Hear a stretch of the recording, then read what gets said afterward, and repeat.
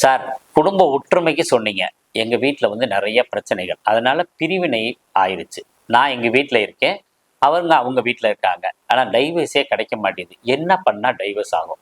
எப்படி 2 வழி பாதை ஒண்ணாக இணையும் இடத்துல பார்த்தோம்னா 2 பேரும் ஒண்ணு சேருவோம்னு சொன்னோமோ, ஒரு வழி பாதை அப்படியே 2ஆ பிரியும். ஒரு வழி பாதை வந்து 2ஆ பிரியும்.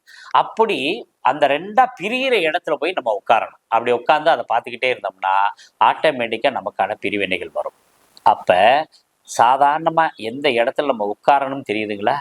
நம்ம மனசு ஒரு அமைதி இல்லைன்னா, அதாவது ரயில்வே ஸ்டேஷன் கிட்ட போய் உட்கார்ந்துக்கலாம். அழகா அப்படியே மென்மையாக அப்படியே கொஞ்சம் கொஞ்சமா மைண்ட் ஃப்ரீ ஆகும். இது எல்லாம் உங்களுக்கு தெரியும். அதே மாரி நீர்நிலைகள் இருக்கிற இடத்துல நம்ம போய் உட்காரலாம்.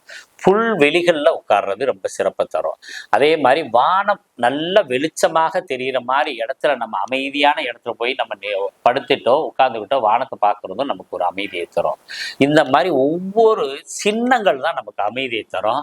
அந்த வகை சின்னங்கள தான் சொல்லியிருக்கிறோம். அதே மாரி 2 பேர் பிரிஞ்சு போற மாதிரி நம்ம ஒரு விஷயத்த பார்த்தோம்னா, அந்த விஷயத்துல நமக்கு ஒரு பிரிவினை தரும். அதாவது ஒரு பிரசன்ன பார்க்குறோம். விவாகம் எப்போது ஆகும்? அல்லது கல்யாணம் ஆகுமான்னு கேட்டாங்கன்னா, கணவன், மனைவி யாராவது ஒருத்தர விட்டு ஒருத்தர் பிரிஞ்சு போனாருன்னா, அவங்களுக்கு கல்யாணம் ஆகாதுன்னு சொல்லுவோம். இந்த மாரி நெறைய விஷயங்கள் இருக்கு. தொடர்ந்து பயணிப்போம்.